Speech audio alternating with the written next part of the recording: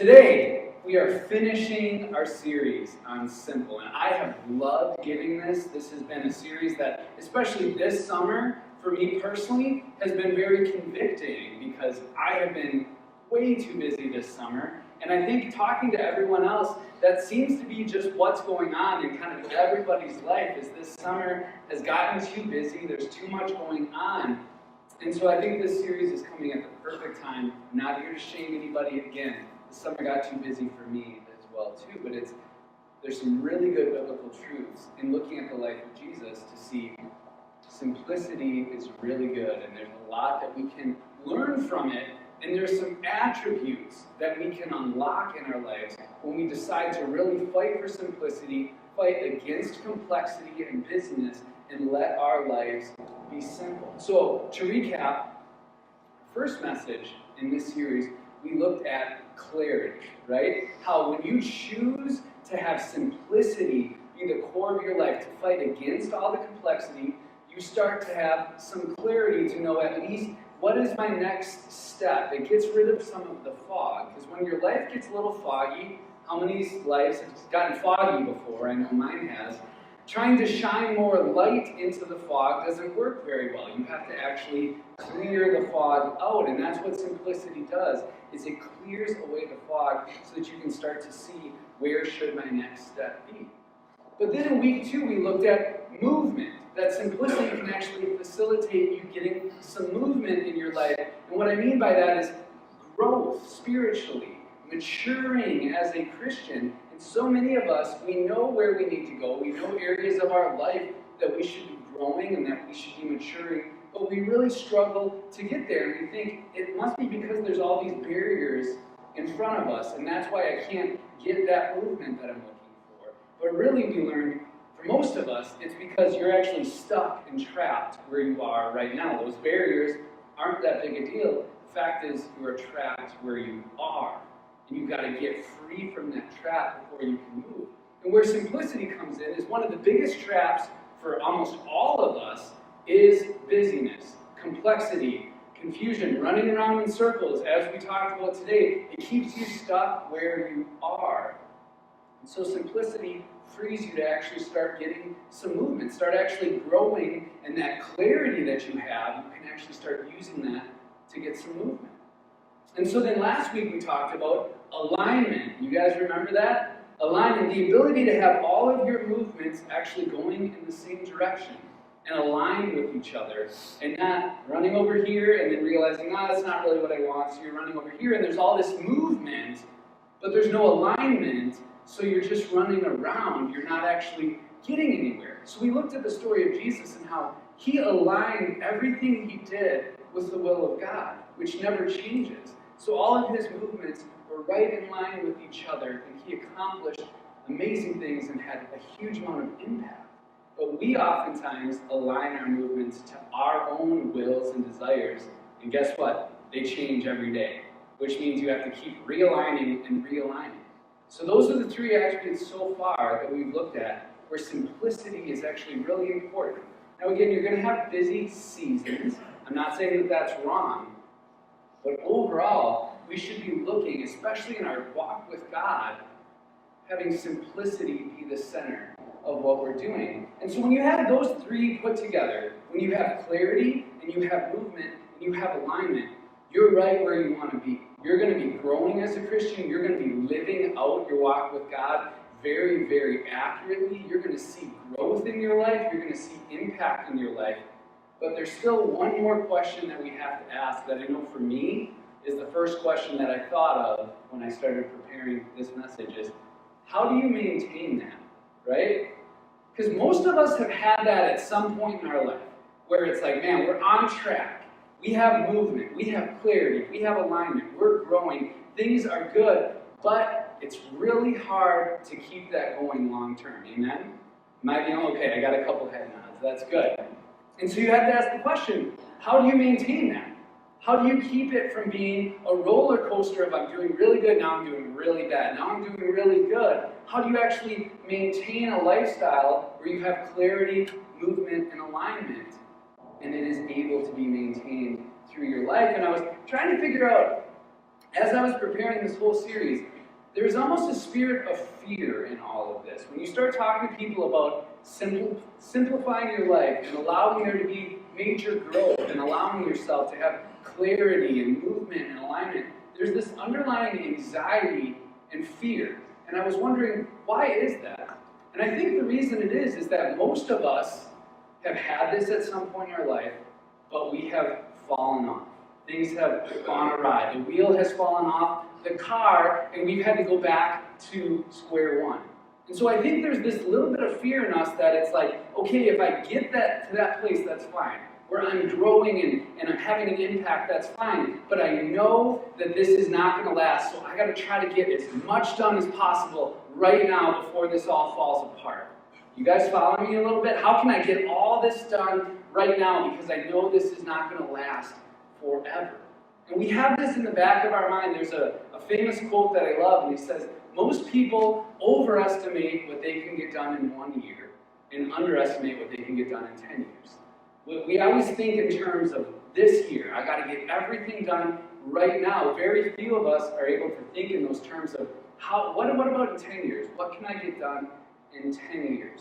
And even with our walk with God, there's this anxiety of how can I grow and get where I need to be right now, because I don't know how long I can maintain this. I don't know when I'm going to fall apart. I don't know when this roller coaster is going to hit its downward, so I got to try to get as much done as possible. And this message, I think, is probably the most important of the whole series, because it's taught, we're going to learn how to maintain your growth, how to maintain all of this, the clarity and the movement and the alignment. How do you let this be? Yes, there's going to be ups and downs, but how do you let it be something that maintains rather than just these big ups and downs where all of the wheels fall off the bus at the same time?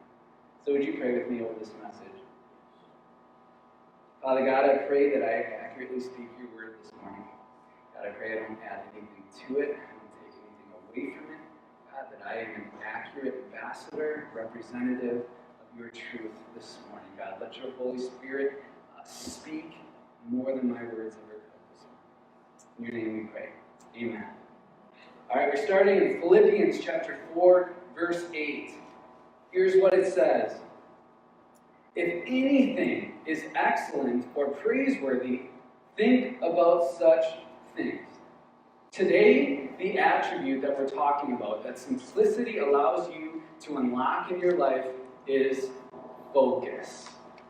Focus. It's a very, very important word that I wish that the church in America talked about a little bit more. And what I mean by focus is, I'll even put up the definition on the screen if you want to put it up. The noun of focus is the center of interest or activity. And the verb is to pay particular attention to. And what I would break it down is this. It's what you choose to look at in a particular situation. That's your focus. It is what you choose to look at in any given particular situation. And throughout this whole series, Jesus has been our example, because Jesus was so simple. He fought so hard to keep his ministry simple, to keep his life simple, and we get to see what was the result of that. And his focus was perfect. I don't know if you've ever realized that about Jesus' life, is his focus was always perfect. It was a main component of his ministry. And we see this perfectly in the story of when Jesus is in a boat with his disciples at sea and a storm hits. You guys know that. They've been fishermen their whole life. They know the sea like the back of their hand. And a storm comes and they are horrified, which means this is a major, major storm that lets veteran fishermen be terrified. They were going to die. They were positive. People who knew the open water really well were sure they were going to die. And so they run to Jesus, and they're trying to get Jesus to focus on the storm, right? Jesus, look at the storm. Look at what's coming. Look at all of this bad stuff. And in Matthew chapter 8, verse 26, he replied, "You of little faith, why are you so afraid?" Then he got up and rebuked the winds and the waves, and it was completely calm. Jesus wouldn't even focus on the storm. In the middle of a storm that could have killed them, he refused to even Focus on it. And when the disciples were freaking out so bad, he finally said, all right, I will take care of it. But they had to try to get him to even look and focus on it. That's how perfect his focus was. He was always looking at the right thing. He was looking at what was appropriate for him to be focusing on. And this rocked the disciples so much to their core that even though they had spent so much time with him, their only response to this was, who is this guy? It was right in the Bible. Who is this? That he won't even look at the storm that was about to kill us. It really shook them. You can tell it really made them think because he wouldn't even pay attention to it. And one thing that you can say about Jesus is he was able to maintain his progress. Jesus never had a fall off that we're always afraid of. Jesus' life was not a roller coaster of ups and downs, and his focus had a large part to do with that. And what you have to ask yourself is, as Christians, why do we struggle so hard to maintain this Christian life? This life of clarity and movement and alignment. Why is it so hard for us to maintain this? Why do so many of our lives, and me included, I'm not excluding myself from this, why do our lives look like this when the Bible says the life of a righteous man should be like the rising dawn, which is just going steadily up? Now, I'm not saying there's not going to be little dips, because there will, but if you take a step back, we were made to have lives that are just getting better and continuing to grow. But so many of us, and me included, we struggle with this. We'll do good for a little while, but things tend to fall apart. And here's why I think that is. And here's the lie that we're going to look at today. The lie is that the quality of your circumstance determines your level of progress. That's the lie we're looking at. It's the quality of your circumstance that's going to determine how much you grow and how much you can maintain your level of movement. So we tell ourselves the key factor on how well I maintain my growth, the key factor on if I continue to grow as a Christian and if I continue to have an impact as a Christian is my circumstance. Now, I know even as I say this, you guys are probably like, well, I know that's not true, right? You get the answer right on a test. And many of us get answers right on the test, but we believe the lie still. And this is one of those areas that I think most of us, when we hear it out loud, go, no, that's not true. But we still live as if we believe this. Because we tell ourselves, I would grow more if this were different, if I had a different relationship, if I had more time, if my career was different, if I had this, that, the other thing, then I would grow, then I could maintain this, then I could have an impact. And what we're saying is that it's all based on circumstance. If I had different circumstances, then I would be growing more. But if you look at Jesus calming the storm, it is very clear that circumstances are not all that important. In fact, Jesus wouldn't even look at them. And this is so dangerous when we start to believe this and live our life as if circumstances are the key factor, because then what happens is we are now slaves to our circumstance. It means we have no choice in the matter. We are just whatever our circumstance dictates, that's what's going to happen. So the best we can do is just pray for a different circumstance and wait and see how it all plays out. But I'm here to tell you this morning, church, you always have a choice of what you're looking at. You always have a choice of what you are looking at. Even if there was someone who was trying to take all the freedom out of your life and try to enslave you, one of the last things they'd be able to control is what you looked at. I mean, that's going to be one of your core choices almost no matter what. No matter what is happening around me, no matter what my circumstance is, I always get to choose what I focus on. I always get to choose what it is I am looking at. I remember it was about the second year of our marriage, I think, and I've shared with you guys that our first year of marriage was pretty interesting because we were both very stubborn people and also very different people, and so that was quite the combination for us. But by our second year, we were starting to hit our stride and we were communicating these things out a little bit. And I remember when we finally came to the realization that on any day If you wanted to find something about the other person that upset you, you could find it every single day. But if you wanted to find something that made you love that person, you would find it every single day. You have the options for either way. So we started communicating. We want to be people that looks for the reason to love each other every day. Because, look, I'm going to give you reasons to be mad at me every day. I'm going to fall short every single day. But I'm also going to do things, hopefully, every day that make you love me. So can we choose to focus on that? You see, what you look at is such a key indicator. And it is also the key in maintaining your progress in your walk with God. This whole idea of having clarity and having movement and having alignment, what you focus on is such a key in this. If you look at Hebrews chapter 12, verses 1 and 2, this is what it says. It says, let us run with perseverance the race marked out for us. Let us maintain our pace. How are we going to do this? Fixing our eyes on Jesus. So if the lie is that it's the quality of your circumstance that determines your level of progress, the truth is it is the quality of your focus that determines your level of progress.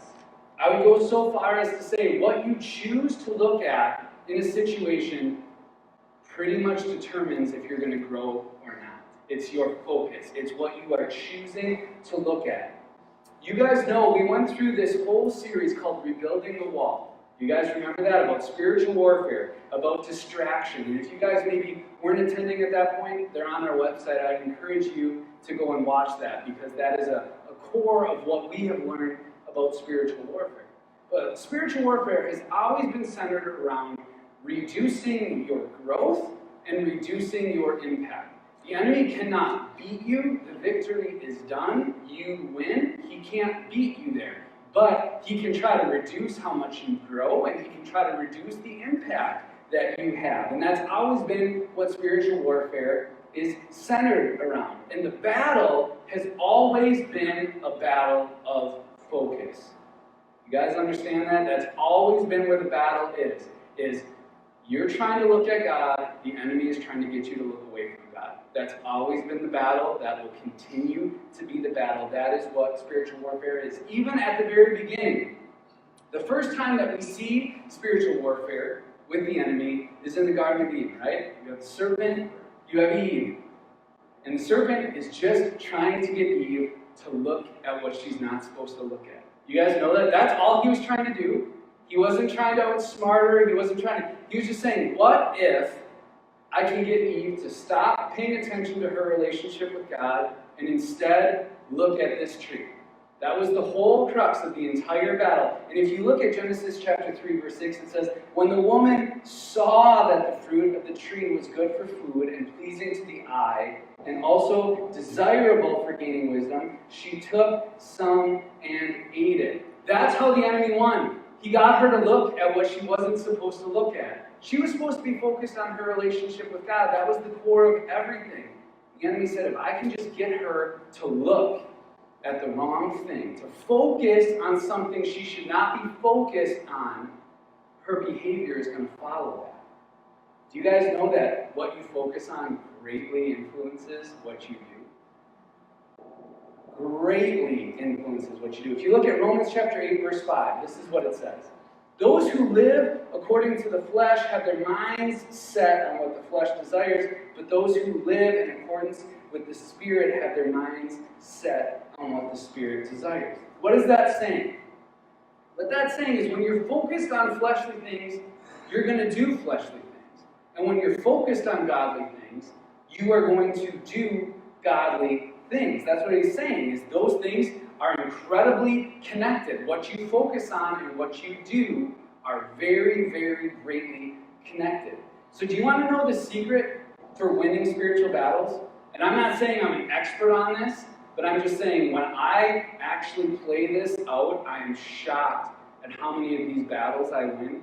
Is in every situation, everywhere my footsteps, I try when I remember, and again, when I remember, I'm not saying I'm perfect at this, but everywhere my footsteps, I do two things.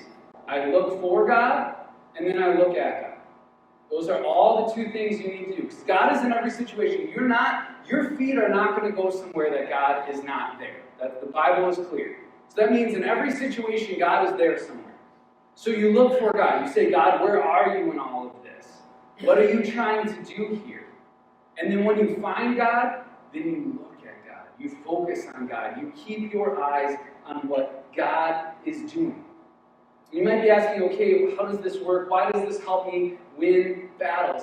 Here's the thing. What you are focused on, what you are looking at, it becomes bigger. You perceive it as being bigger, right? That's why they always tell children when they're playing baseball, keep your eye on the ball, because if you're focused on 100 different things, that ball is going to fly in and you're going to miss it, and the ball looks about this big.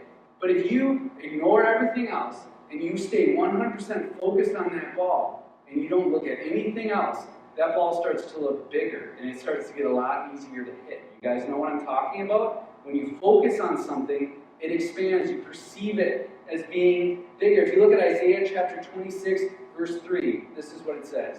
You will keep in perfect peace those whose minds are steadfast because they trust in you. So here's what happens. When your mind is locked on God, when your mind is steadfast, your focus is locked on God. You're going to trust in God because you're staring at Him. You see how big God is. And so you trust and you have peace because you can see how much bigger God is than everything else going on in your life. If your problems look bigger than God, then you're focused on your problems. That's how it is. Because if you're looking at God, if you're focused on God, if your mind is locked and steadfast on God, He is going to look bigger than any problem that you have. And that's why focus is so important. But what does simplicity have to do with all this? Why are we talking about focus, and why are we wrapping up our simple series talking about focus? And so if the lie is that it's the quality of your circumstance that determines your level of progress, but the truth is no, it's the level of your focus that determines your level of progress. Here's the change. Give yourself less to focus on. It's really pretty simple. Give yourself less to focus on. Split your focus with less things. In Proverbs chapter 4, verse 25, it says, let your eyes look straight ahead. Fix your gaze directly before you. The less clutter you have lying around, and I'm talking about spiritual clutter, emotional clutter, mental clutter, the more you have, the harder it is to focus on God. The more opportunity you have to be focused on the wrong thing, the more clutter you have in your life. I'm so excited because football season is starting. You can ask Leslie, I've been locked in on football season. And what's really interesting about this year is there's a lot of rookie quarterbacks that are going to be starting, which is very unique. Usually they don't let rookies start right away because quarterback is the hardest position to play. You have to be processing 100 different things at once. You have to be focused on 100 different things, and you've got to know exactly how they interact with each other. And most of the time, rookies can't do it very well. So what a lot of coaches will do when they have a rookie quarterback is they cut the field in half. Have you guys ever heard of that expression? So what they do is, when the quarterback gets the ball, they have him run over to one side of the field. And he only looks at one side of the field. Everything that's going on over there, he doesn't even look at. It gives him half of the things to focus on, and there's a lot greater chance that he's going to be looking at the right thing and he's going to be focused on the right thing because he only has half of the things to focus on. And they do this a lot. I think a lot of us need to split our field in half. There's no shame in it. There's no shame in saying, I need less to focus on. I need to get rid of some things in my life. And I'm not going to sit up here and tell you what exactly you need to cut out of your life. But if you are struggling to stay focused on God, if you know, look, my focus is always going off of God, there's a good chance that you have too many things in your life competing for that focus. You know what I'm saying? And so sometimes it makes sense to cut your field in half because this is the key to maintaining progress. If you are stayed focused on God, if in any situation you go into, you're going, I'm going to look for God, and then I'm going to look at God, yes, there will still be some dips in your growth, but you're going to see this maintained growth because you are focused on God, and those three other attributes will be allowed to continue to improve in your life. So this week, I would just encourage you guys to say, where am I focused on the wrong things in my life? Where should I be focused on God, and instead I'm focused on problems, or I'm focused on what I want, or I'm focused on ways that life has wronged me, or I'm focused on any of these other things. And you might need to refocus, you might need to cut your field in half, and you might need to make some changes in your life. So to recap this series, the reason that simplicity is worth the fight, because you guys know simplicity is hard. It doesn't come easy. You have to fight very hard. Everything moves towards complexity. The reason it's worth it is it unlocks, first of all, clarity. It actually gets some fog out of your life so you can see where your next step should be. Then it frees you from the trap of busyness that holds you where you are so you can actually start to get some movement towards spiritual growth. Then it allows you to align all of those movements with the will of God, which doesn't change, so you don't have to keep realigning and realigning. You can actually just start to get full growth that is constantly moving forward. And then finally, it allows you to stay focused on God, which means your life isn't going to look like this.